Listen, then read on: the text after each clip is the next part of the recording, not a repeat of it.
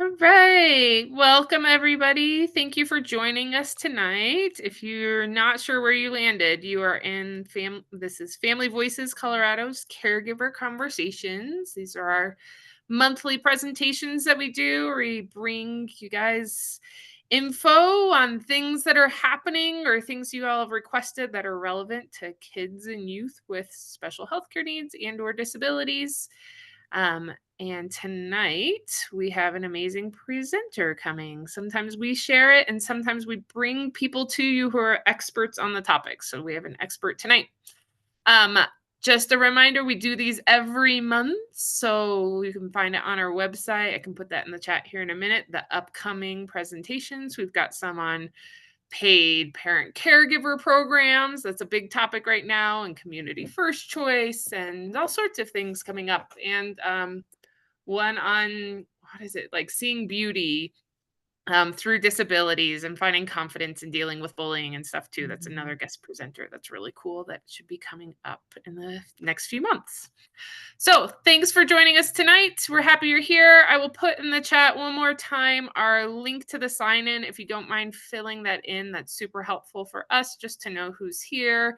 And it gives you an opportunity to tell us other topics you want us to cover, and an opportunity to request us to mail you some resources and stuff if that's helpful to you. So without further ado, I will let Yvette introduce herself and get started. We're talking about IEPs tonight. Also, if you have questions, please put them in the chat or raise your hand. We'll make sure they get addressed. And refrain from sharing personal health information as much as possible. Definitely ask your questions, but don't tell us like your kiddo's name, so that we can post this recording on the website so that other people can see it who aren't able to come tonight. All right, Yvette, passing to you. Okay, thank you, Megan. My name is Yvette Plummer. I'm the executive director of Show and Tell. I've been doing this work for 18 years, and I'm a parent of a grown adult male who's on the spectrum. And so I've been dealing with IEPs personally and professionally. And so I'm so grateful that I have this opportunity to share with you and that you're giving me your night, because you could be doing anything else, but you want to learn about the process so you can advocate and help your child. So I really appreciate that. So I'm going to start my, well, let me tell you about Show and Tell, okay, my organization. Okay. So Show and Tell, we've been around for 18 years. I mean, since I've been doing it. And we help families navigate special education. And so we do this with trainings such as this. And we also do one-on-one parent advising. So if you're stuck about your child's IEP, you don't understand it, the teachers are not listening to you, you're wondering if they can do what they're doing, do they have the right to do this or not, you please give us a call and we will help you. And we also looked at people's IEPs as well, and we're talking to them and we're like, that doesn't sound right. Do you mind emailing your IEP? And we go through it and we'll let you know if it's a well-written IEP or it's like, what the heck is this? No wonder you're confused. So anyway, so feel free to call us, and if you need help. And also, if you sign up with our newsletter, you'll know of upcoming trainings that we're doing too. So feel free to visit our website and sign up for our newsletter. It comes out twice a month. Okay, so I'm going to start with the video. Now we're all adults here, so I hope that nobody gets they're too sensitive with this video that I'm going to show, but it is a comedy. So I'm going to start with that. So let's hope the sound and everything works well. All right, so let's see. Okay, come on. Mr. Hancock. She wanted me to have a finance education, so she took me to the Greenbow County Central School. I met the principal and all. I want to show you something, Mrs. Gump. Now, this is normal. Forest is right here. The state requires a minimum IQ of 80 to attend public school, Mrs. Gump. He's going to have to go to special school. Now, he'll be just fine. What does normal mean anyway? He might be a bit on the slow side. But my boy Forrest is going to get the same opportunities as everyone else. He's not going to some special school to learn how to retread ties. We're talking about 5 little points here. There must be something can be done. We're a progressive school system. We don't want to see anybody left behind. Is that Mr. gone? Mrs. gone?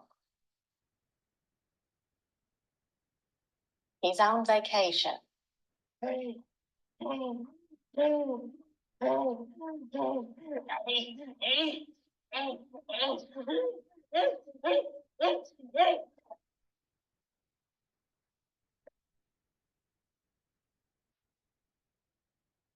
Your mama sure does care about your schooling, son.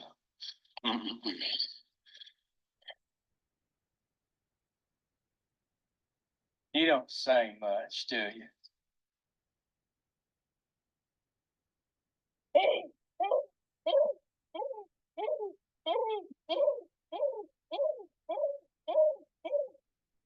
Okay. All right. I just hope that people are too sensitive, but I think it's just funny that, that Forrest Gump's mom cared about his education so much he was willing to do anything. And I'm just so glad that we as moms don't have to do that. We have IDEA, so we don't have to go all, like her. So I hope that you took that with a grain of salt and everything like that. I like to start with videos with some of my presentations. So we're going to start with IDEA because without IDA, the Individuals with Disabilities Education Act, we wouldn't know how the IEP process works. And so these are some of the things that we're going to cover. And feel free to, like Megan said, if you have any questions, to you can interrupt me and I can ask you, stop and ask. Okay, so let's start with free appropriate public education. And you may have heard it called FAPE. So many professionals will say, hey, we want to make sure that your child has FAPE. And when they say FAPE, they mean free appropriate public education. Free, which means provided at public expense. Like you don't have to write a check, you take your child to school and and there they are. However, there are different rules around private schools. And I'm assuming that everyone that's on this call, their child's attending public school. Appropriate, it means the student's unique needs through special education and related services as defined in the IEP through preschool, elementary, middle, and high school. And public means it meets the standards of the Colorado Department of Education. And when we talk about education, it's detailed in the IEP. And this includes students who have been suspended or expelled. Now, in this presentation, I'm going to talk about evaluations and services in the LRE and educational benefits. No, I'm not going to do educational benefits. I'm sorry, I'm not going to do that. These two, this one and these three, I have another presentation that talks about the components of an IEP. So where we're actually looking at the IEP and I'm explaining each section of it. But that's not what I'm going to do tonight. Tonight, I'm going to talk about the process of it. So special education is specially designed instruction at no cost to parents to meet the unique needs of a child with a disability. And that's including instruction in the classroom, home, hospital, or institution, and in other settings. Also in physical ed. So you can receive special education services in physical education as well. I highlighted and put in red unique needs because sometimes we have to remind the school that this is an individualized education program. So it's not the school education program. And so sometimes they're thinking about how they can provide services to your child based on the resources that they have. And they need to base it on your child's unique needs. So don't let them say, well, we don't have enough resources or enough money. If they do say that, hopefully they'll say it in writing. And if you wanted to take them to due process hearing or a state complaint, that would be your evidence that they're not in compliance. But when we talk about due process, that's like the last resort. I mean, show and tell, we try to do everything before, we suggest a parent, maybe you should do that because you've tried this, we tried this, and maybe you should do due process hearing. But again, we don't want to do that if we don't have to. When you are talking about your kids, you want to say what is appropriate for your child. You don't want to say what is best. And that's hard because we usually say, well, this is best for my kid. I want to do what's best for my child. But in the special education scenario, it's what's appropriate because based on IDEA, the school district doesn't have to give what's best to your child. They don't have to give you the Cadillac of services. They only have to give you what's appropriate. So try to remember that. Don't say best. Linda Mood Bell would be so great. It's the best thing for my kid. No, you want to say it's appropriate for your kid because the school could come back and say, well, we don't have to give you what's best. We only have to give you what's appropriate. And so then you kind of lost your argument because you said it was best. But if for whatever reason you do forget and you say, this is best for my kid, you're just like, oh, excuse me, I meant it's appropriate for my child, right? So when we start the process, maybe you guys remember they identify your child first. There's identification, and usually when that happens, it's through child find. Now, sometimes your child is identified because your mother or your father notices something, or a neighbor or a friend notices something, and they say, you should get your child evaluated, because I see some things, and maybe it would be good. Or sometimes, most of the time, it's the school that's saying, I think your child should be evaluated. They're identifying that there's something wrong. And so then we go to Child Find, and they locate, identify, and assess students from birth to 21 with disabilities. And like I said, the school may refer the child for assessments, or a parent can, but the parent has to give their permission for their child to be evaluated. And parents can request an evaluation from the school as well, like I said. Once they're identified, we have, like I said, they're going to be evaluated. So the school district evaluates your child at no cost to you, and to see if they qualify for special education services. And this evaluation must be completed within 60 calendar days. Eligibility: if your child has a disability and needs special education services and supports because of the disability, then the child is eligible for services under IDEA. If the child is determined not to be eligible, the school can't just say, oh, we found that he wasn't eligible, and then they call it a day. They have to give you some other options. And one of those options they tend to give is a 504 plan, which we get from the Section 504 of the Rehabilitation Act of 1973. Also, parents can request, they have the right to request an independent educational evaluation if they don't agree with the results of the evaluation, and I'll talk about that more. Mediation, or a due process hearing, which again, that's our last resort. So what is an independent educational evaluation? It's at public expense if the parents disagree with the school district evaluation. So the school will pay for it.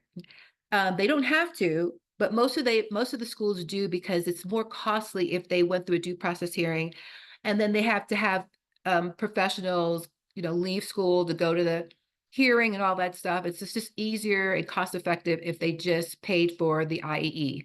But sometimes there's schools who don't want to pay for it. They just really stand by their evaluation. Not that the other school didn't, but they just don't want to waste time, so they'll do the IEE. But some school just refuse.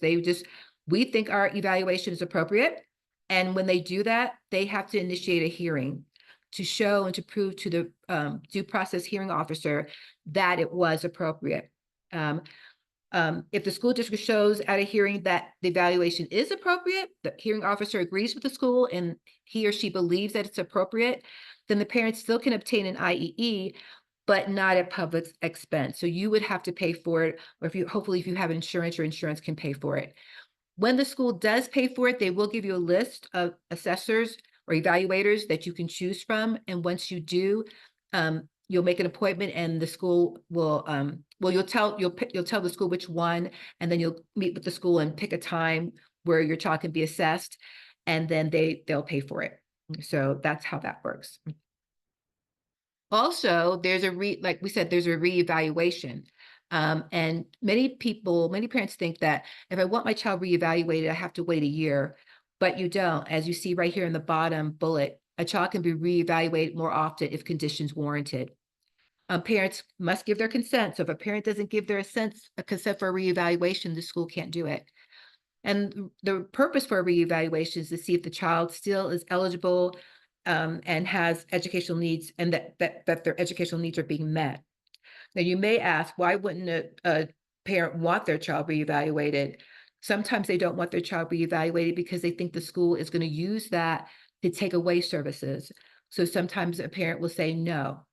And if a school feels really strongly that they need to reevaluate your child, they will go through a due process hearing, and then the hearing officer will decide whether your child will be reevaluated or not.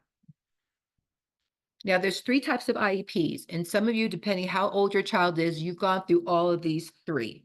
The first is the initial one, right? When they determine eligibility, they set goals and objectives, and determine the supports and services. Then you'll have an annual one. You'll have an IEP meeting every year. That's where you're going to review the goal progress, suggest changes, update supports and services, and review placement. And then there's a triennial. Every 3 years, your child is reevaluated. So that's when they test your kid and do all these things. And sometimes a parent in school may agree it's not necessary. So if your child has Down syndrome, I mean, do you really want your child to go through every 3 years all that assessment and evaluation when we know they're going to be evaluated and they're going to be eligible? So some parents say, I don't want my child to go through a triennial, and the school will agree. Again, parent has to give their consent for this for a reevaluation. Now, this may be silly because you may think, I know the team members, I've gone to my child's IEP many times, but you'd be surprised. I did this training early in my career, and I'm telling them about, who's the required team members. And this parent her mouth dropped. She said, all my IEP meeting is with me and the special ed teacher, and that's it. So I'm just telling you, if you don't have these required people, you don't have a bona fide legal IEP meeting, because you have to have these required people, which is the parent, who's the most important member of that team is you, the parents.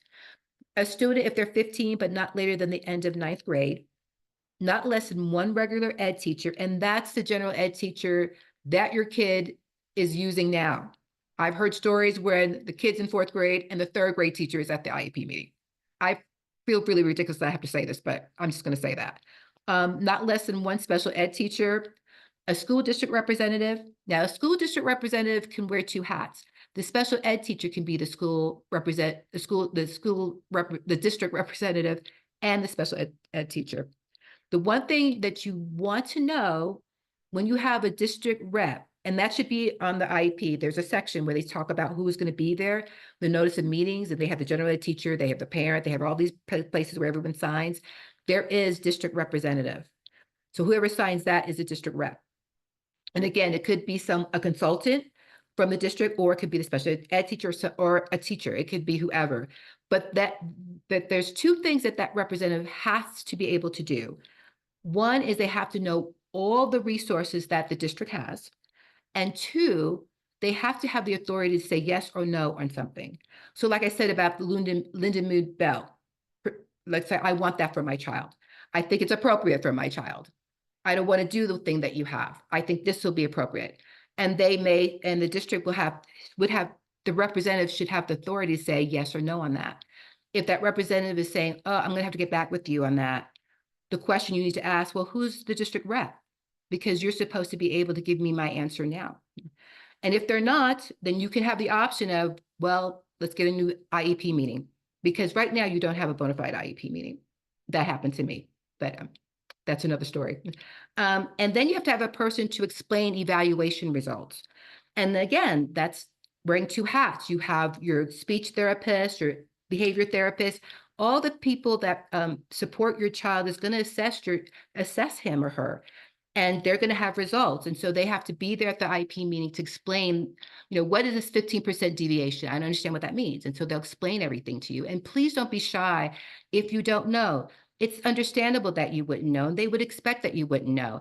So if you don't know, if you have to ask 3 or 4 times, or do like Denzel Washington, that movie Philadelphia, explain this like I'm a 5-year-old.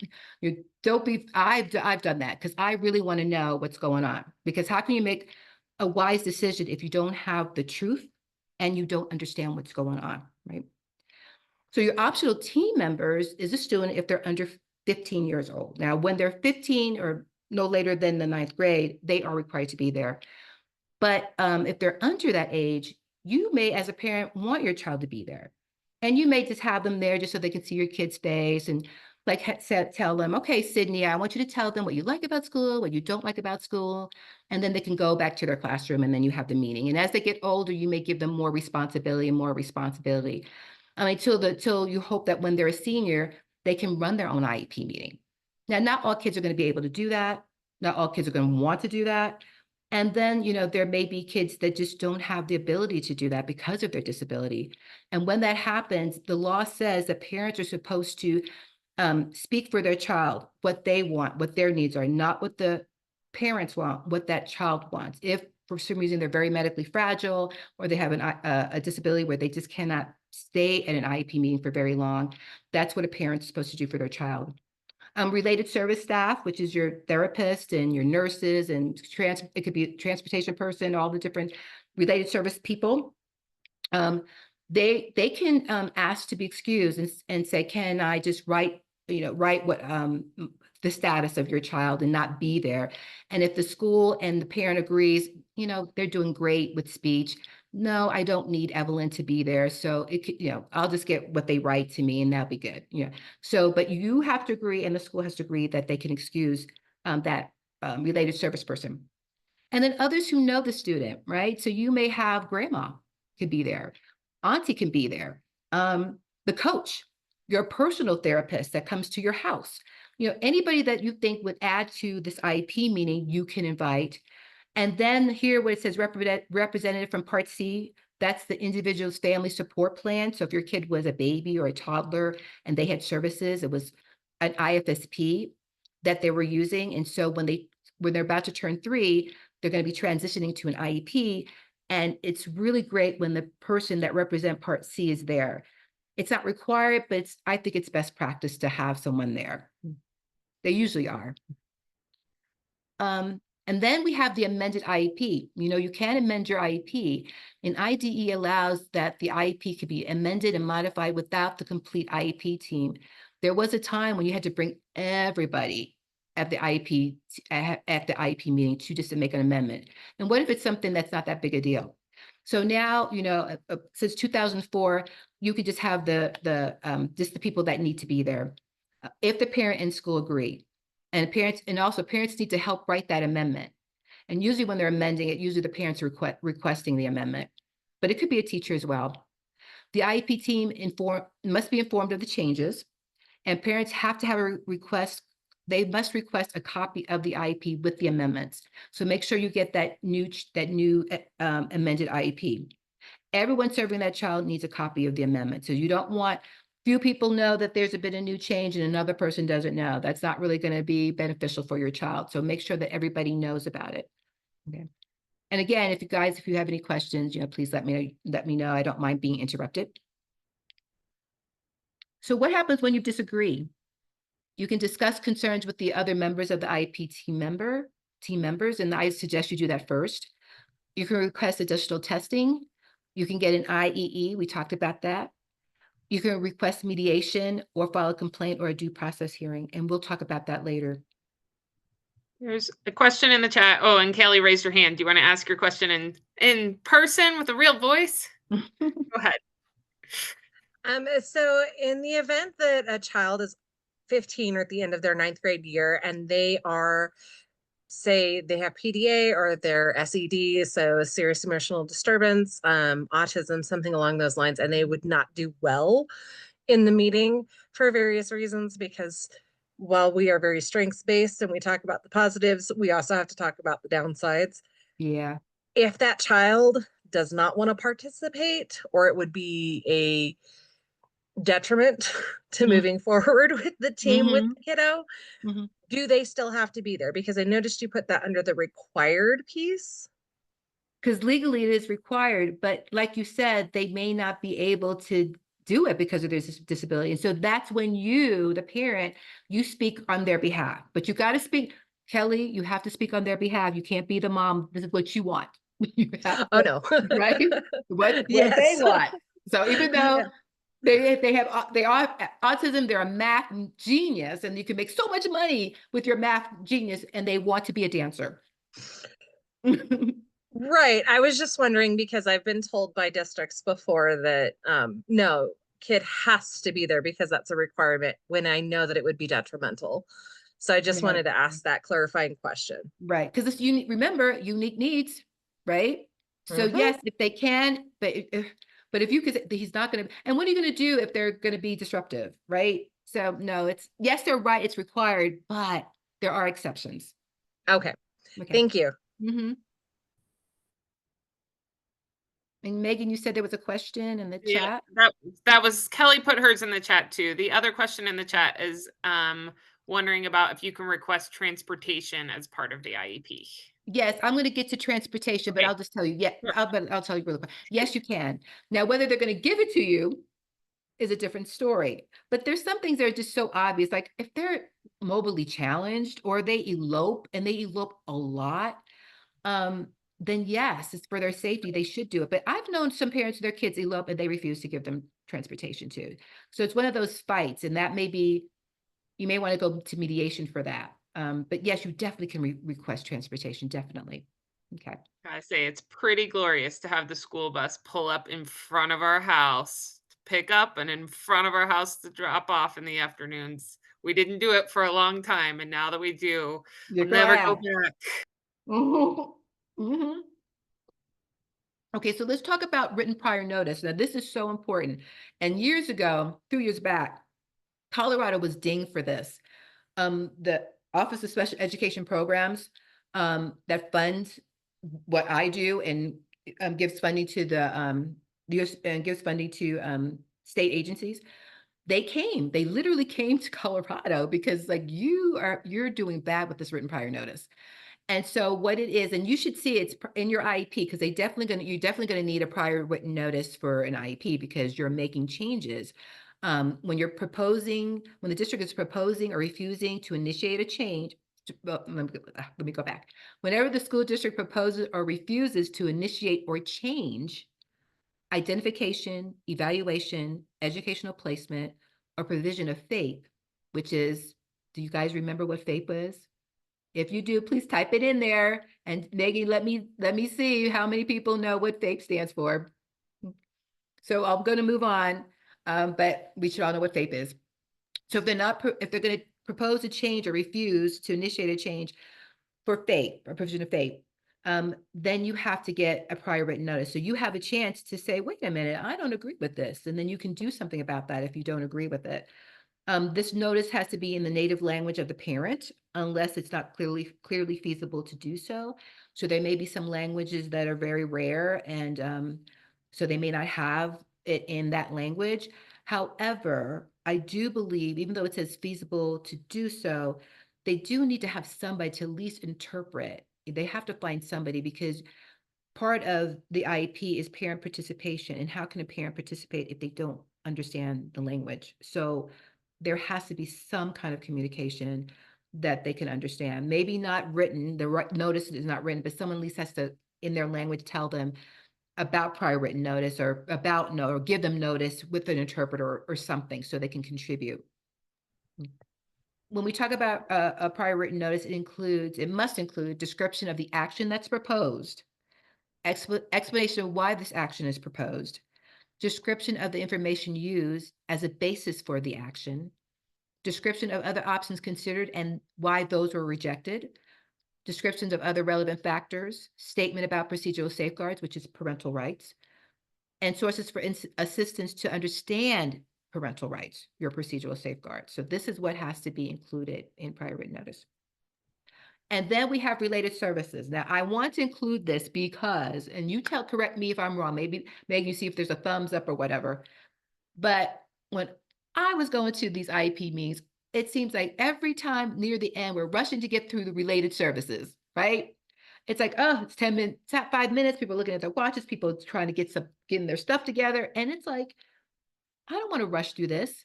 And many parents feel rushed. And you don't want to be a nuisance, right? And so you just probably won't say anything, but you're feeling a little bit like, I just felt rushed, and maybe we need to discuss this more.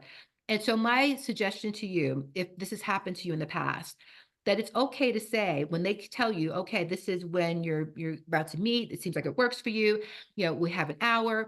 If you think that you need 90 minutes, then you should say that. You say, you know what, excuse me, but I really think we need 90 minutes instead of an hour because the past 2, 3 IEP meetings, we just seem to be rushed with related services. And I don't want to rush through this. So I like to have 90 minutes.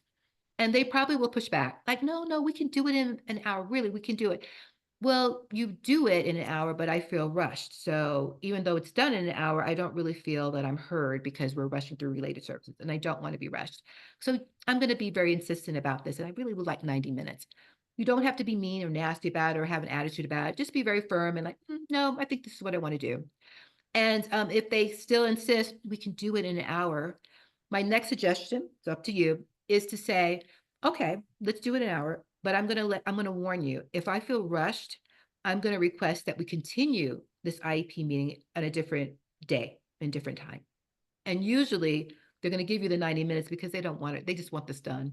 So, I remember believe it or not, I requested 2.5 hours because he was going to a new school. It was a triennial, and we had to do the IEP too. And there's no way we could do that in an hour, please. There's no way. And they pushed back, and I said, okay, well, then we'll just find another day. And they gave me my 2.5 hours because they just wanted to get it done. And you're But not did trying you to be a take nuisance, the but 2.5 hours? Did it take that long?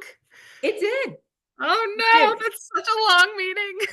But what I do, because it was a new school, that was the main thing, because it was a new school. That was the piece that I was telling them about. But I do try to make it as quick as possible. So I do meet, especially if it's triennial, I'll meet with the individual therapist before the meeting. So if I have any questions, I talk with them because believe me, I don't want to be there long either. But I don't want to be rushed, or nor should you. So this is We what you see. regularly have 2-hour Huh? meetings because there's so many people on our team. Is Makes sure there? yes. Oh, well, they every IEP is different. I know, Some but people you're don't right. need 2 hours. This chart, though, is the thing. I'm always like, "Yeah, let's get to the chart. We need to get to the chart, Yes, the related services chart." That's yes. what I really care about. This is important right here, all this stuff. And so I hope you guys understand what you're reading here, right? Because this is the service, these are the providers, and you noticed they never put names on there? They can't put names on there because if they put, Dr. Harry Lewis, and Dr. Harry Lewis left the school, it's legal. This is a legal document. So they'll put speech therapist, or they'll put occupational therapist here. And then the start date, the end date, which is a year. And then right here is direct. You see that it says direct. So that service is direct to the student. And then this box is indirect. So that's, consultation to a teacher or to a therapist, the bus driver, the lunch lady, whoever needs extra help. For instance, there may be a child who has um a voice mechanism or something, to help them speak, to help them communicate. And it's a not document, it's kind of maybe a machine or something. And so they're showing the student how to do it, but they may want to show the teacher how to do it, maybe even the parents how to do it, and anybody that's going to interact with that child. And that would be the indirect, because it's always indirect when they're not dealing with the child. And then you see how much frequency, right? How many times per day, per week, or per month, the frequency and the intensity. So that's all here, right? Okay. And these are what you see. These things, these lists right here are probably some of the services that your child gets. And these are all related services. This too, the nurses, social work services, mobility services, transportation, and such developmental corrective and other supportive services as are required to assist a child with a disability to benefit from special education. Benefit, that's in red too, and I underlined that.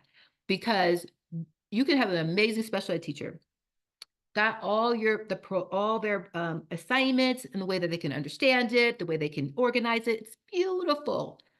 But if they have sensory issues and that fluorescent light is like an echo in that person's head, we can ignore it, but that child cannot. That OT can say, we're going to change the lights here. We're going to give him noise canceling headphones, right? So now, because of that related service, that child can benefit from special education. The same with transportation. If that child cannot go to school because they're going to elope, it's not safe, or they're mobilely challenged, well, If they didn't have transportation, they wouldn't be able to benefit from special ed because they wouldn't be in the school to receive it. So that's what it is. And I want to I want to tell you something else too. I showed you the list of related services, but you can think outside the box too.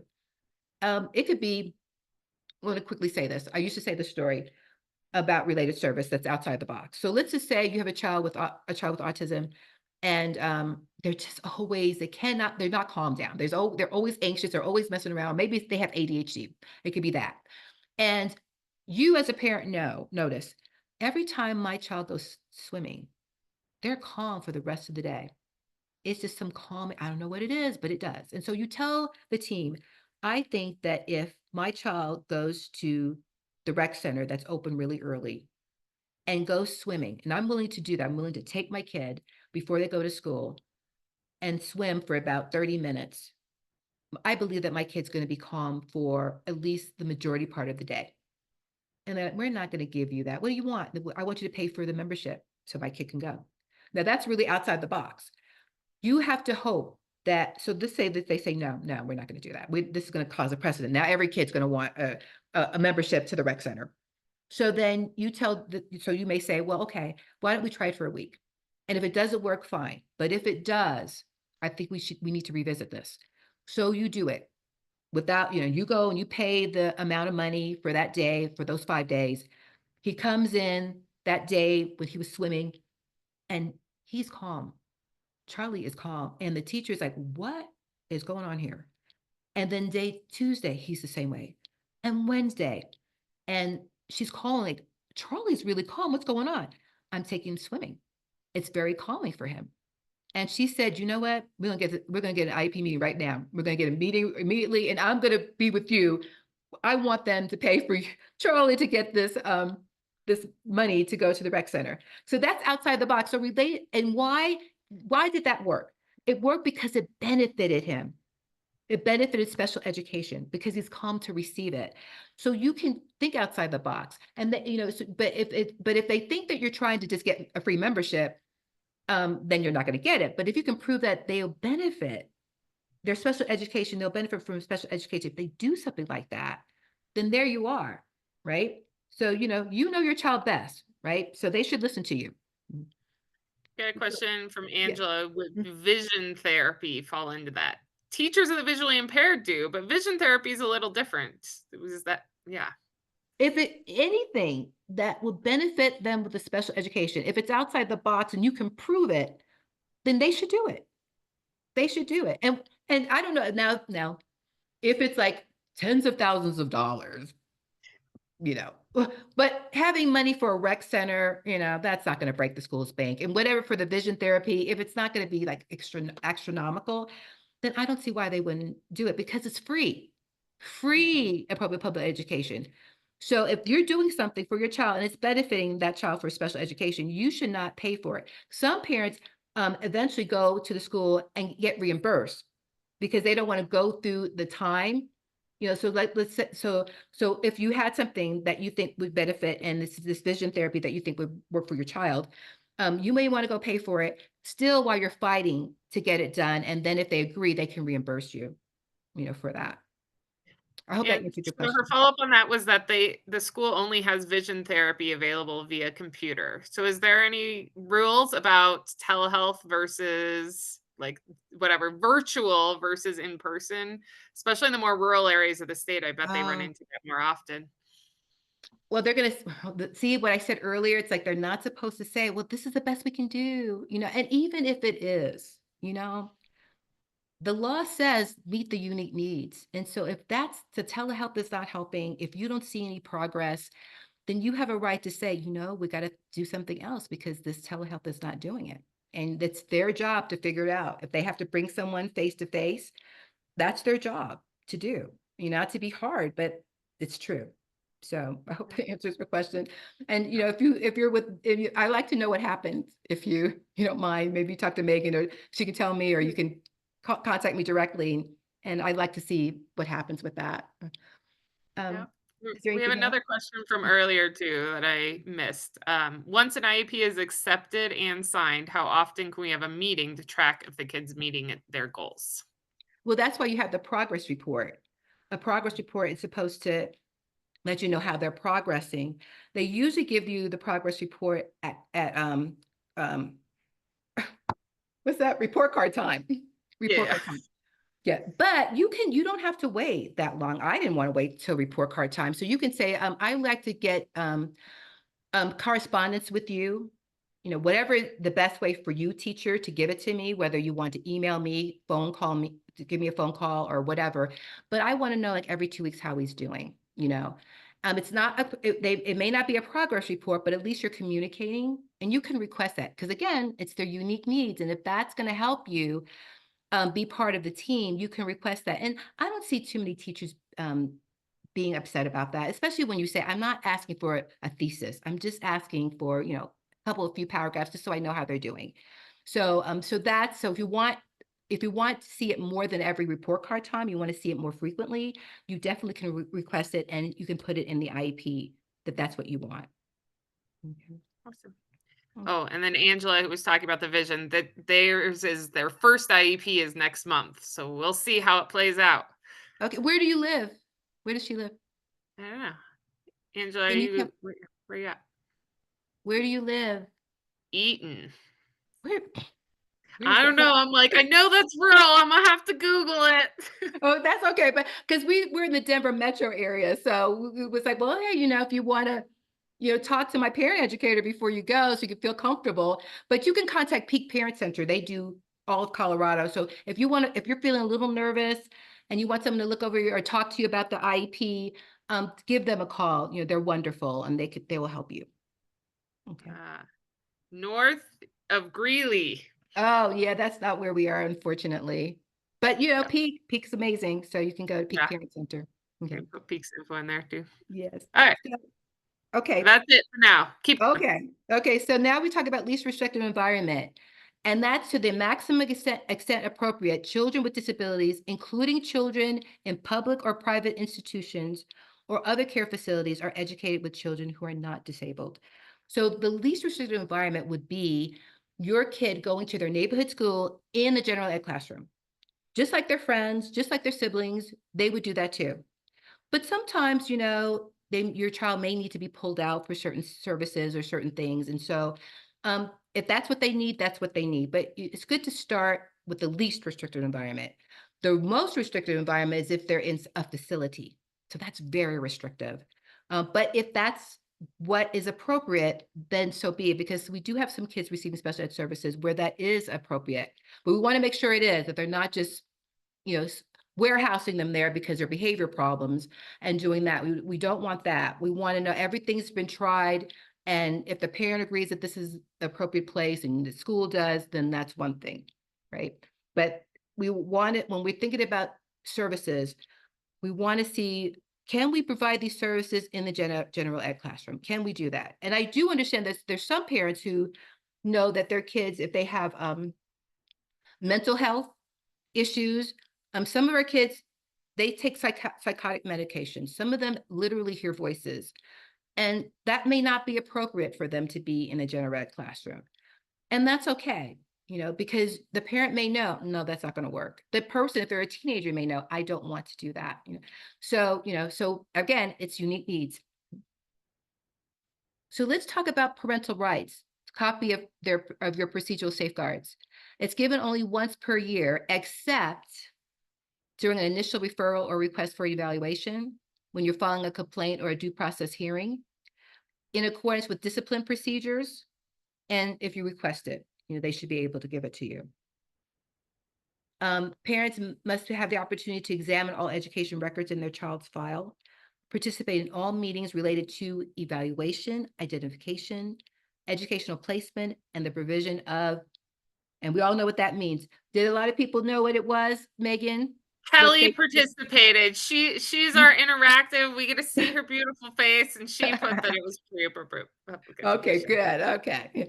So yeah, so anytime they're talking about any of these 4 things I mentioned, these 4 bullets, they have to include you. They can't just discuss this without you. That's why you have to have the prior written notice. There's also another comment in the chat from Kelly that often kids in rural areas with behavior issues are sent to facility schools hours away or being told they have to do online programs as the only options. It's hard. Legally, they're not supposed to, well, if if you can get them, if you get them saying that recorded or on an email, you can say, well, since you can't help my child and you want to put him in this place that I don't think is appropriate, maybe you as a parent could look at some places that are private, but I don't know if they have private institutions that are amazing. That's in rural areas. I don't know that. And There so are none. they're okay. All right. Well, I think that's there's got to be. I feel so bad for families that are in rural areas because it's like, the therapists aren't there, and so your child still deserves what's appropriate. They still deserve supports and services. They're getting more. They're getting money, extra money for your kid. So I know that's one thing that we're, as families, as parents, we're going to have to figure out for those people in rural areas, for people in urban areas where it's deserted with, there's not enough things there for them. There Yeah. are creative ways around it. That's so, somebody should write a book. Does someone write a book about that? Creative ways?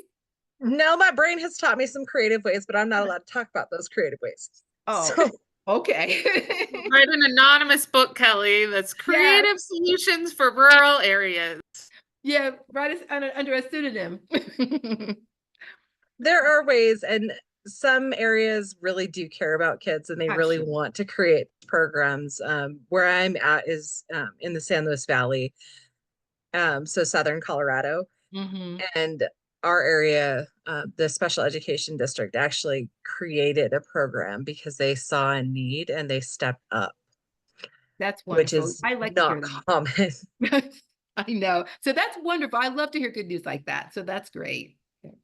And it's a good thing to be able to point to for other people. Yes, Like, well, they were able to do it, so yes. you should too. You They're should as too. rural as rural gets. Come on.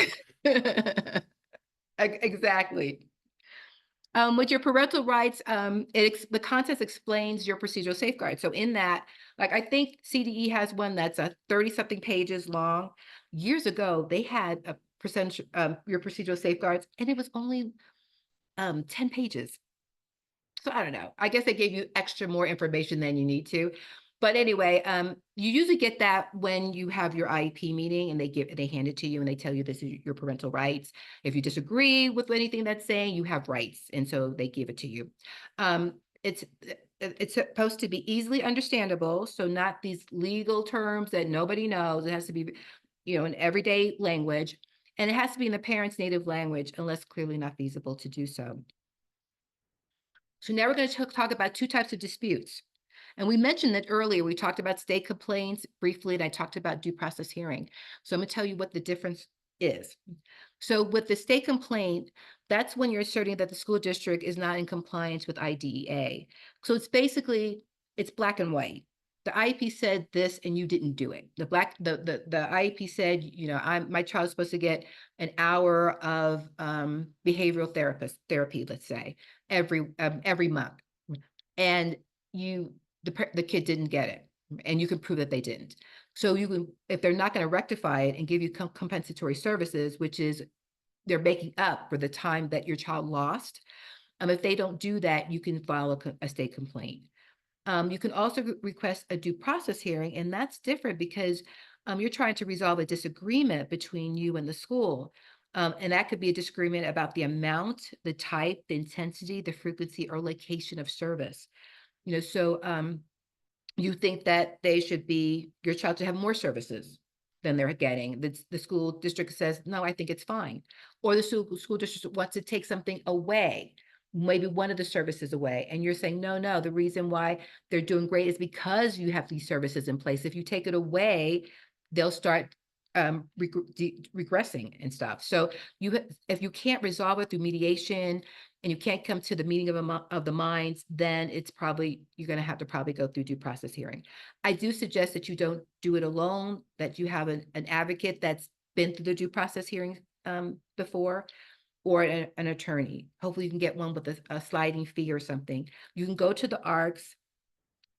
Okay, and I'm going to say this.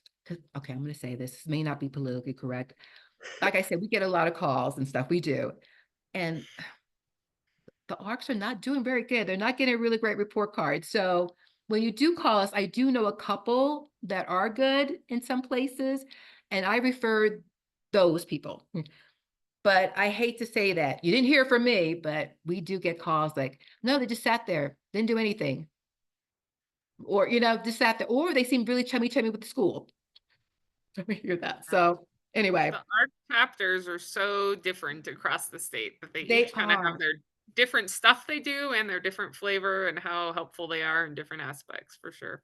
That's true, because some are really good with adult stuff, and then there's some that are better with children, with students. So, you know, live and learn. Okay. So when you're filing a due process hearing, the parent or the school district can file for a due process hearing.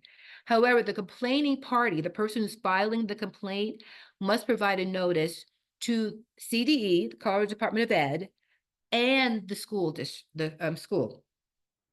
So they both have to get it. So if the school district is filing a complaint, then a due process hearing, then you, the parent, would get a copy and CDE would get a copy. And if you are doing it, the school district will get the complaint and Colorado Department of Ed would get the complaint. And if you go on their website, they'll walk you through how to file a due process hearing. The alleged violation has to happen within 2 years of that action. So you have to make sure that you don't just sit on this. If you see a violation, if you want to do a due process hearing, you need to do it right away, within 2 years. If it's a state complaint, you have within 1 year.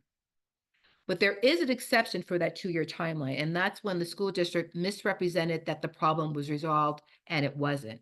So if your problem was, hey, my kid's in this self-contained room for um, for 40% to 79% of the time, but his IEP says he's supposed to be in a gen ed classroom for 80% more of the time.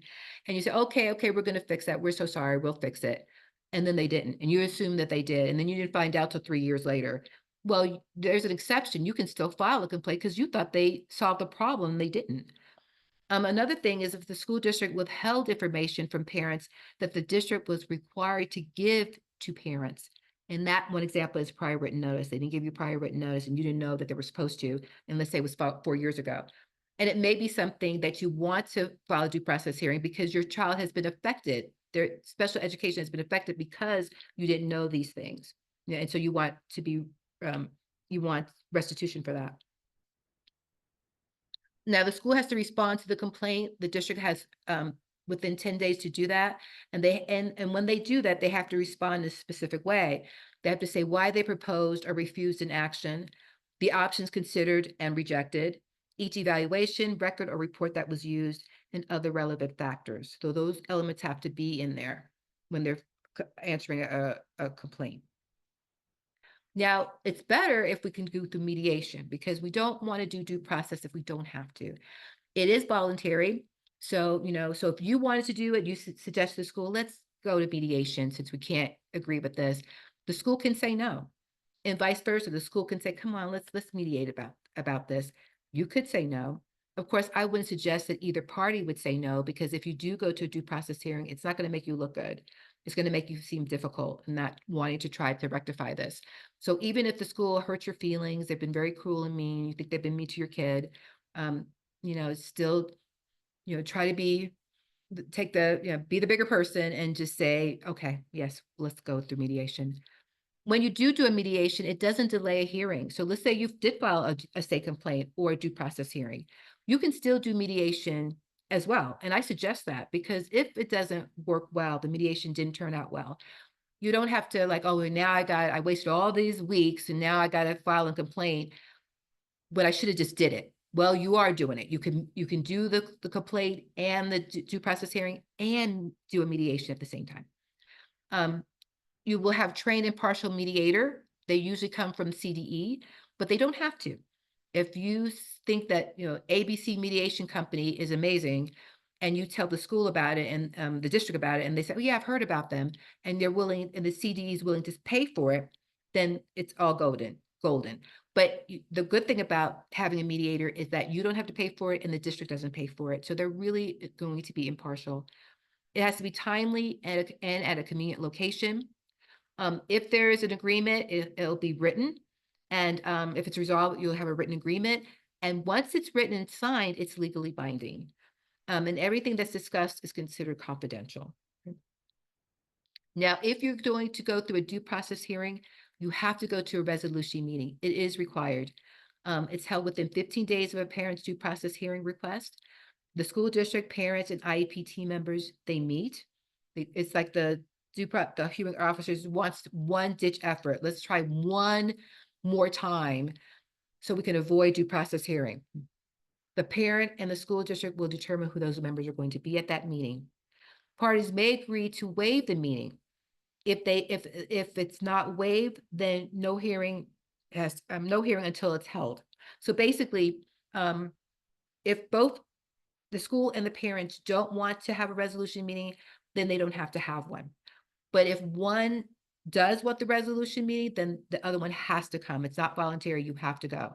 Because if you don't, there won't be a due process hearing. You have 30 days to resolve whatever the issue is. And you can have a hearing if you can't resolve it. So you have 30 days, but that doesn't mean you have to use 30 days. You can try day one, didn't work out. You try one more time. So there's day two, and you may come to the realization, we can't resolve this. And if you can't, then they can start the hearing process, start planning for the hearing process. And that's a 45-day timeline. But if it is resolved, there'll be a written settlement, which is legally binding. And that settlement may be voided within 3 business days. So if day 2, you're thinking, I think I was kind of pressured to sign this thing, and I don't think I agree with everything, you can change your mind. It's legal, you can do that. So the 45-day timeline for a hearing begins when both parties agree in writing to waive the meeting. Remember, I told you, if they don't, neither one wants to do it, then we're going to start preparing for the hearing, and that's 45 days.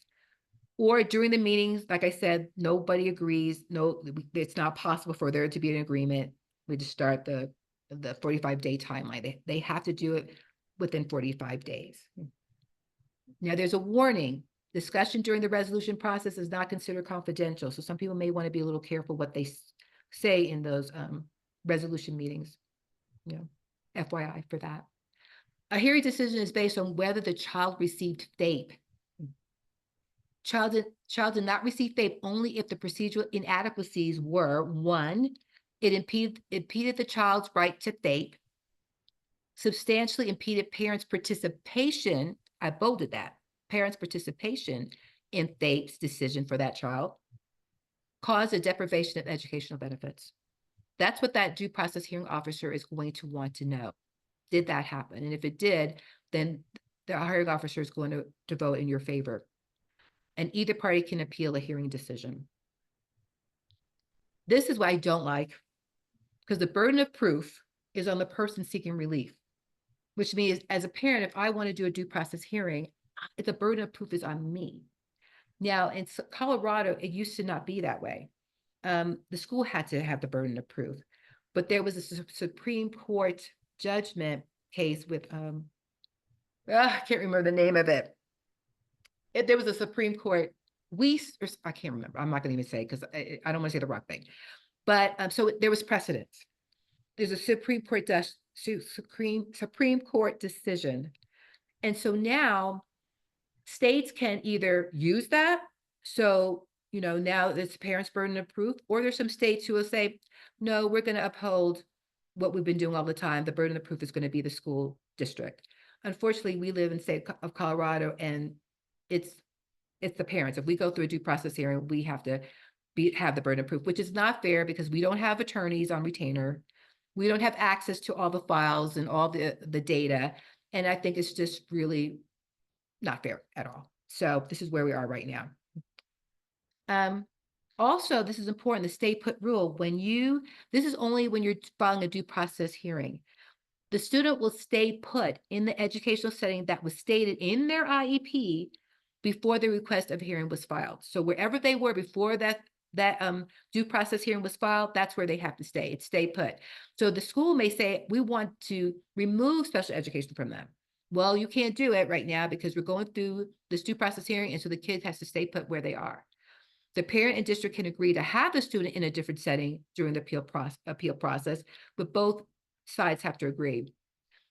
Stay in placement based on, it could be, they stay in place based on a determination by the administrative law judge, or I call hearing officer. Stay in the program that the court determined while the decision is being appealed to a higher court. The exception to this rule is when a student is being disciplined, and that's what we're talking about, special circumstances. And I'm going to talk to you about that in a few slides ahead. I heard that you guys had questions about change of placement. And so a change of placement in the context of the IEP refers to a situation where a student's educational setting or the services provided to them changes significantly.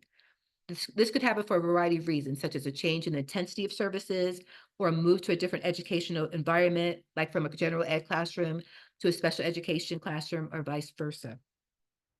A change of placement can occur for the following reasons: increased need for services. The student may require more specialized services, leading to a move to a different classroom or school that can provide those services.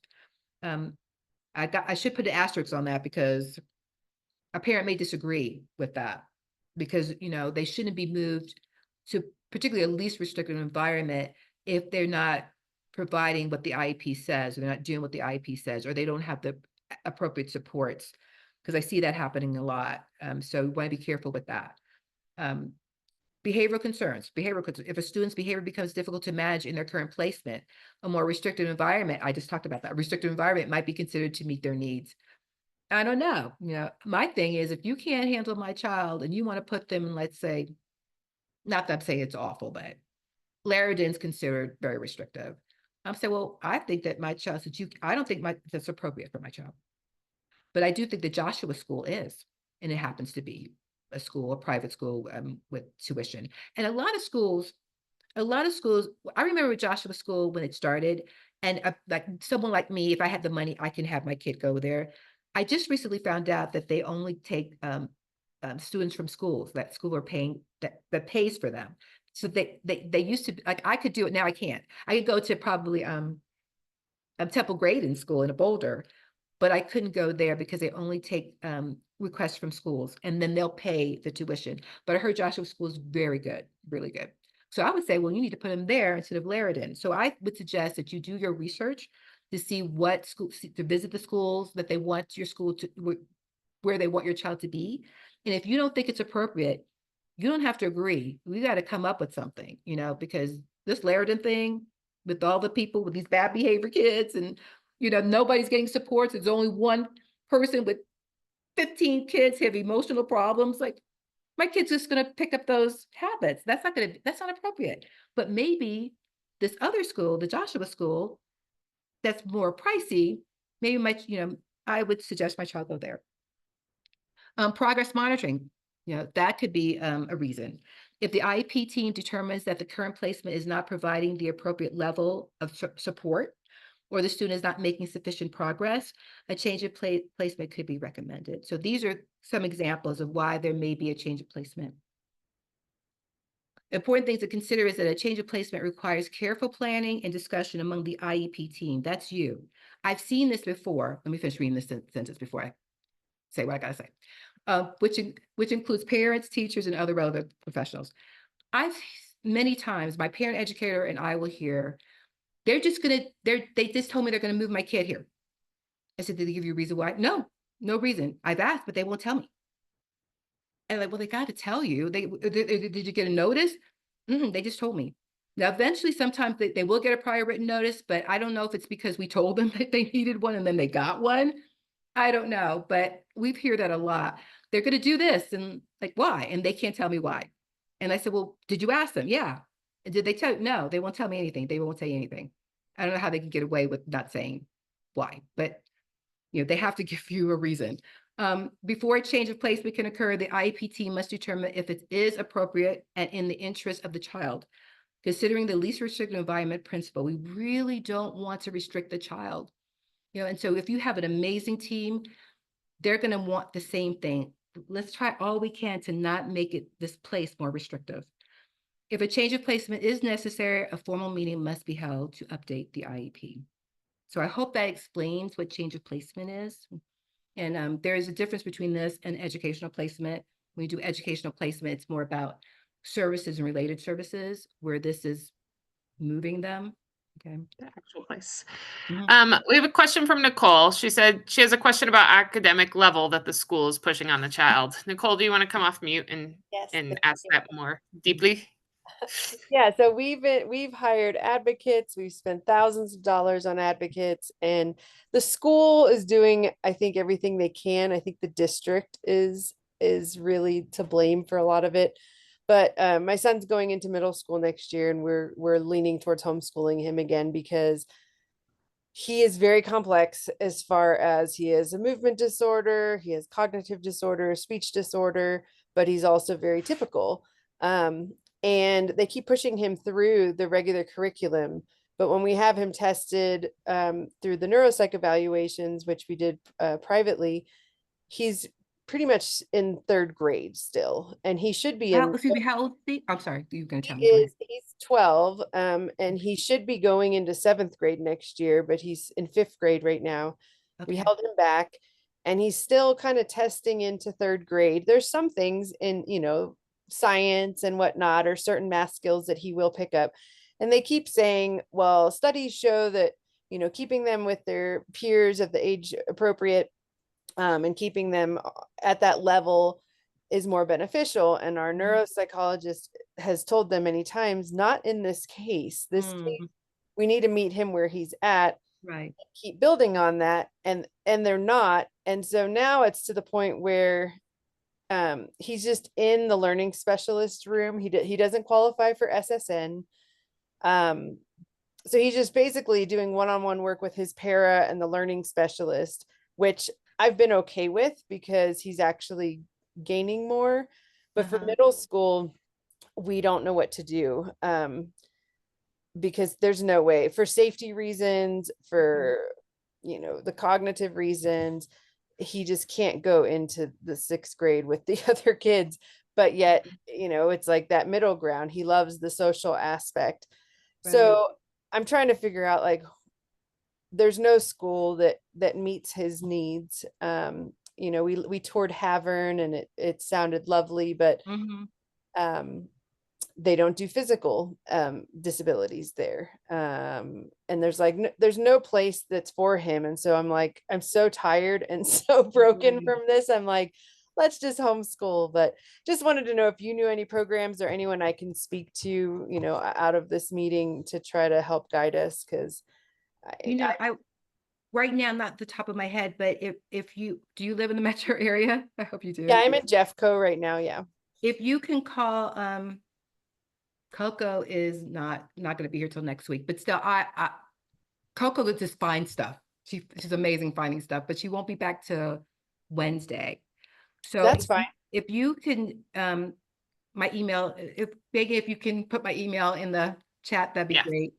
Email me, I'll forward it to Coco, and you just tell me what you were looking for, and she's amazing. She'd find things like that. That'd be amazing. Yeah, any Yeah. help would be great, because like I said, we're about to make our final decision on just Mhm. homeschooling again, but it's just not working in the public school system. And like I said, his current school's amazing, but Jeffco is just not. It's just, they're When just are not. you having your IEP meeting again? Is it We soon? we already had it. Oh, you already had it. Yeah, Okay. I can hold it again, but like I said, Okay. we've had advocates, we've talked to so many different people, and there's just no good placement. And Is so he using a communication device these days? no, he does. He did the announcements at school, and Oh, he used his communication device over the announcements, but no, he prefers to speak. And he's very hard to understand, but he, doesn't see the challenges. We've had injuries, we've had para issues. He sees himself as a typical 12-year-old boy who wants to play football, and mhm. he doesn't see the limitations. So we've been working on that a lot this year. Okay. Okay. And then one way that's beautiful, and then the other way it's like, well, we need be realistic, but then Yeah, I love that he sees himself like I'm no different than anybody else, even though I don't know, exactly. there's something beautiful. I get it. I do. I Well, understand. thank you. Yes, I'll write down your email Okay. and I will be in touch. Thank you, Yvette. Okay. Thank you. I don't know. Did I finish this? I think I finished this slide. Yes. Yes, you did. Okay. I Okay. stopped you Thank you. before you switched to the next one. Okay. Thank you. And now we're going to talk about discipline. Because that's the main, we get so many calls about behavior and discipline. I'm going to create another training just on this.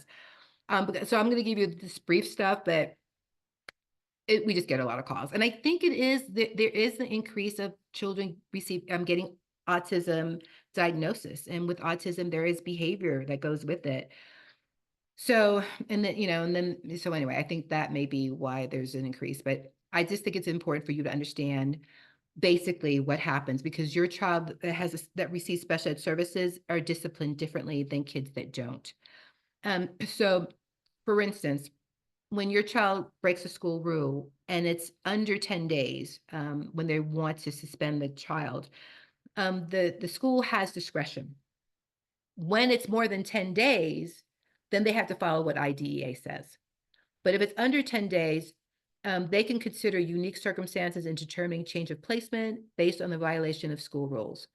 They may place a child in an interim alternative education setting or other settings or suspension up to 10 days for violating a school rule. So they can decide how they want to discipline a child up to that. They have authority up to 10 days. If it's more than 10 days, the child has to get their services. They have to continue getting their services. And they also, they need to get their services so they can participate in the general curriculum and progress toward meeting their IEP goals. There also has to be a functional behavior assessment that's done and a behavior intervention plan. So they have the FBA done, and then from that, they'll develop a behavior intervention plan. If they already have one, there's already a BIP developed, then they have to review and modify it as necessary to address the behavior so it doesn't occur again. So this is what happens. And so a lot of families don't know that their kid could be suspended for 15, 20 days, 20 times, and never get services. And it's something that some schools don't want to tell parents, because it's a lot. They don't want their therapist or their teachers or special ed teacher to go to wherever the kid is. Because remember, special ed services is brought to the child wherever the child is. You're not in special education services, you're receiving it. So if they're at home, if there's some other setting, it's going to be a lot of money, a lot of time to have those people go over there to give them their services. So sometimes they'll have in-school suspension. So when Got a question from Kayla. okay. Go ahead, Kayla. Yeah, I think my question is not regarding the topic that we're currently discussing on the slide, but it was more about something that I've been asking, right? The progress report was the answer that you just shared. How can we discuss about whether kid is meeting the IEP goals or not? I do get a progress report on his IEP from his IEP teacher, but as Yes. part of IEP, he was supposed to get a speech therapy an hour, OT an hour, and physical therapy an hour a week. Initially, when IEP was discussed, they also set a goals for speech therapy, OT, and physical therapy. And none of these therapists never reached out to me or sent an email or sent a progress report. Oh. Yeah. So wait, so when your child had the report card, you didn't see anything else? It was just the report card, there was nothing else? No, in the report card, they were his standard IEP academic goals. Okay. But for example, one of the goal for him was to teach him how to use scissors as part of OT. And one of Okay. the goal for physical therapy is to teach him how to catch a ball. But I don't see him able to do at home when I try to ask him, or never was I sent a progress report about this physical therapy or OT goals. Okay. So if you didn't get the progress report, because the report would tell you, let me back up. So I don't know what your IEP looks like. I don't know if they're measurable goals or not. They would have to be, and then you can measure the progress when you get the progress report. But if you're not getting the report, or you're getting a report, but you still don't understand, there's still not I get a time. progress report, I understand, but all the Oh, they goals, what? all the measurable goal in the progress reports are regarding to his academics, like his Oh, counting skill. Okay. oh, I see. No, it's But supposed to do all his goals, all of them. yeah, but I've not received progress report anything about his non-academic goals, okay, which he's Yeah, supposed to learn from speech therapy, occupation therapy, or physical therapy. yeah, it's supposed to have that. So they're wrong. They're out of compliance. It's supposed to include all the goals, not just Okay. academics. So should I mail the IEP teacher for those Yes. or Oh, definitely. Yes. okay. Tell them I haven't been getting this. Aren't I supposed? I'm supposed to get this. Definitely. How are you gonna? That's you're not gonna. You can't participate if you can't see how your child's progressing on all the goals. So yes, yeah. And the second Wait. question was about Oh yeah, sure. Mhm. yeah, it's more about medical thing. Okay, my kid is like level 3 severely autistic. He's not completely potty trained and he's chronically constipated. Okay, Oh, so yeah, so when he because he's chronically constipated, sometimes we need to give him extra dose of laxative, right? When we give that, he will have multiple loose bowel movements at school. Okay, hmm. so it's a medical condition, right? It's not out of my control. Because he's constipated, I need to give a laxative. And sometimes when you give laxative, it can be little more and he gets loose bowels. They said Oh, if if kid gets two loose bowels, you have to take them back home. Okay. I've I've heard that too. Like they have like even in preschools, like if they're not potty trained or something. And I think that if it's in the policy, there's really not much you can do. I don't know I don't know that. I would have to research that about But what happens. is there a real medical reason kid is going for a loose bowel? Like isn't school supposed to handle kid If situation, medical if it's in their situation? IEP, yes, and that may be a nurse or health, the health piece. And Megan, if you want to join in, because Megan's, better with the Yeah. medical stuff. I fought this exact thing with a school, I don't know, 5 years ago or something, that I was like, "This is ridiculous. You can't send these kids home all the time because Mhm. of something medical," and it was really so the nurse should write up a health plan that allows them to, like, change diapers and things like that beyond when it's age No, appropriate. I know they change diapers, right? I know they The change diapers, he goes bowel. But there are Yes. situations where he goes for a loose bowel and there can be a diaper leak. Okay. Yes. So But that they should needs to be in handle the it. health plan too. Like he will have loose bowel movements due to laxatives due to a medical condition. And if it's in the health plan, then they can't send them home for it anymore. Mhm. Okay. So how do Nurse I needs get this health plan done with the school? to. Because like if they all of a sudden they call me and go get your kid back to home, it's like I need to rush from my office. Like it's like a little hard. Okay. Well, it looks like you have to get an amended IEP. You have to amend the IEP and get that health plan. And you could tell them what you want, like what Megan was saying, that when he takes these laxatives, blah, blah, blah, blah, blah, and this is what the supports he needs. You would just have to get it amended. You have the right to do that.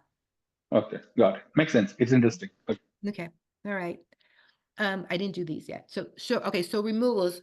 So like I said earlier, about the 10 under 10 days, they're considered short-term removals, right? So a short-term removal is a suspension of up to 10 consecutive school days or 10 cumulative days, school days in a year. So it doesn't have to be like straight 10 days. It could be, but what if they got in trouble 2 days in September, 3 days in October, and let's say 5 days, they did some really terrible thing, 5 days in November. So that's 10 days, right? So even though they're not consecutive, it's still considered a short-term removal. It's just, not, it's cumulative within a year. Long-term removals is suspensions when it's more than 10 consecutive school days. And a long-term removal can also be a pattern of short-term removals as well. So it doesn't have to be 10 straight from Monday to next Wednesday. It can be 2 days here, 5 days here, 3 days here, within a year. And if you're on day 11, then remember I told you your child gets their services. Pattern removals, those are removals that add up to more than 10 school days in a year. The child's behavior is similar to previous incidents that led to removals. Other factors like the length of each removal, the total time removed, and the proximity of the removals to each other, those are all considered pattern removals. So what counts as a removal? Out of school suspensions, expulsions, and removal to an interim alternative education setting. Those are considered removals. In-school suspensions, when the answer to each of the following questions is no, then this is an in-school suspension.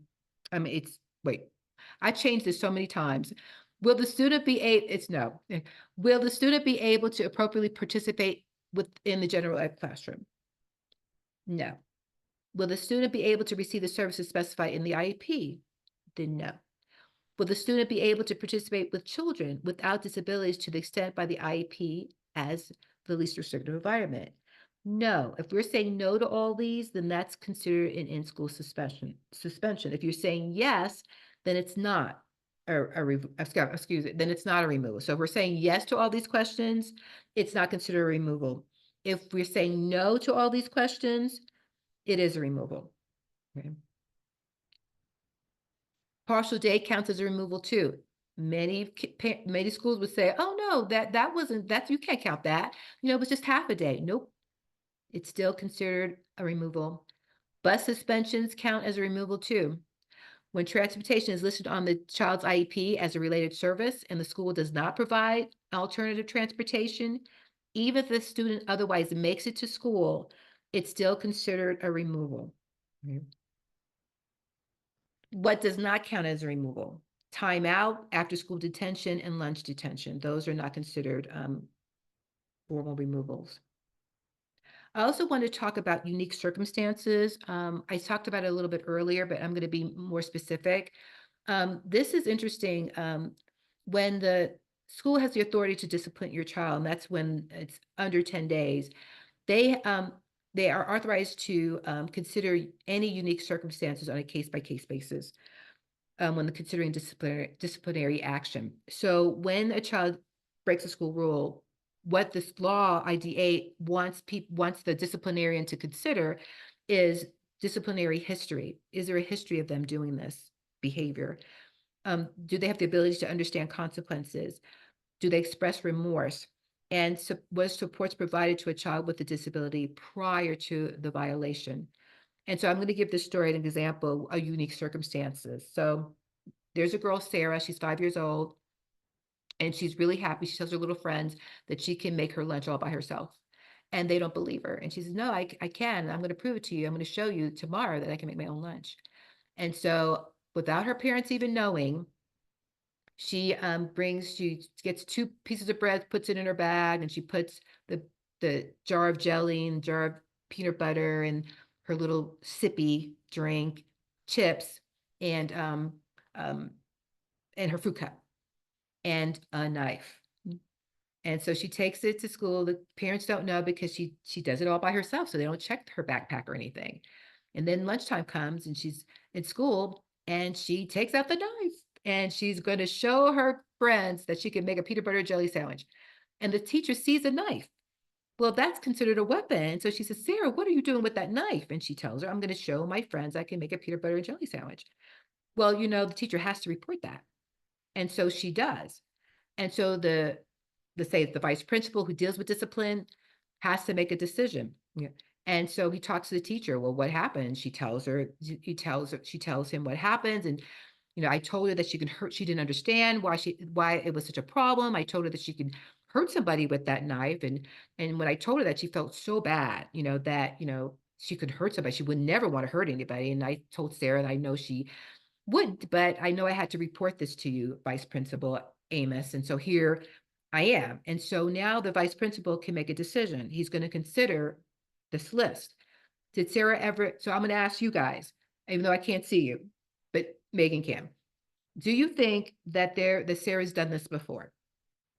Megan, what are people saying? They all have their cameras off, so I can't even see Oh, we their can't say either. faces either. Okay. Oh, Well, if somebody put it in the chat. somebody's- Yes, Kelly's nodding for us. Aubrey said no. There we go. Okay. All Got some right. interaction. Okay. Do you think that Sarah was able to understand the consequences of her bringing that knife? I see faces. They're not doing anything. There's a shaking of your head. There we go. No. Do you think that Sarah expressed remorse about this knife situation? Yeah.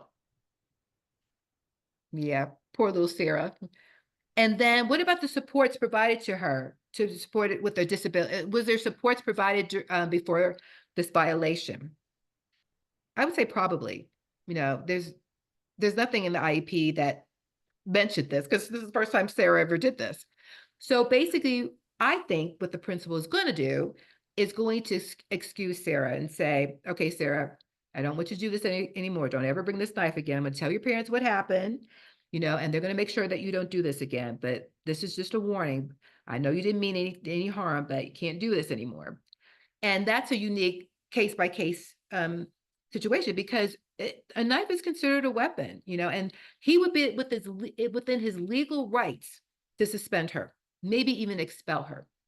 But he didn't because he used case by case basis and it was sweet little Sarah. And so that's an example of unique circumstances. So let's say, okay, this child is suspended more than 10 days. There has to be a manifestation determination meeting. And we have that to do for the IEP team to determine whether the conduct was a manifestation of the child's disability or if the conduct was a direct result of the school's district's failure to implement the IEP. And the district has 10 school days to conduct this meeting. Now, how are they going to determine it? What are they going to do to make this determination? The team is going to review all relevant information in a student's file. The student's IEP, teacher's observations, information from students' parents, students' evaluation, and their functional behavior assessment. The team can decide to conduct additional assessments or interviews, and the entire IEP team is not required to attend this meeting. So it is, let's say they determine that it was a manifestation of the child's disability. Then you're going to return the child to the school, right? Because it's not their fault. They should be able to return to school. Unless parent and the school district agree a change of placement as part of the modification of their behavior intervention plan. So for instance, let's just say there's a student, Elaine, and she takes pills for her mental health issues. And she goes to a nurse. So every time before she goes to lunch, she has to go to the nurse to get her pills. And then she has to take it in front of the nurse. The nurse is out for medical leave and there's a new replacement. But for some reason, this nurse doesn't know about Elaine. So Elaine goes to the office and there's this new person and she's kind of waiting for her to give her the pills, but she doesn't. So Elaine thinks, let's say Elaine's in high school. So Elaine's thinking, I'm not going to take this pill because I hate taking these pills. I don't like the way it makes me feel. And she doesn't even know. So you know what? I'm going to keep checking and see if she's still here. And as long as she's here, I'm not taking these pills. I'm doing great anyway. I don't need these pills. And so she doesn't take them, right? So they're not following the IEP. So after a few weeks, she's dysregulating. And all of a sudden she's snapping at people. And then it blows up in the cafeteria and she's throwing the chairs around and she's pushing the food tray out and she's pulling this hair of this girl. I mean, it's like, what is happening? Elaine has lost her mind, it seems like. And so the one thing they're asking, did Elaine take her pills? The ones who know about it, of course.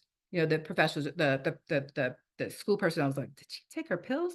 And then they think, oh, you know, there is a new nurse. And they realize Elaine was not taking her pills. So now that we know that it was due because they didn't implement the IEP, Elaine has every right to go back to school. But the parents are going to say, you know what, we need to wean her back on there till she's steady. So we're going to keep her home till we think that she's fine. And of course, the school is going to agree. So that's an example of, you know, even though she has a right to go back, it's not the best interest for everyone involved if she did. So what if the behavior is not a manifestation of their disability? That child knew exactly what he was doing.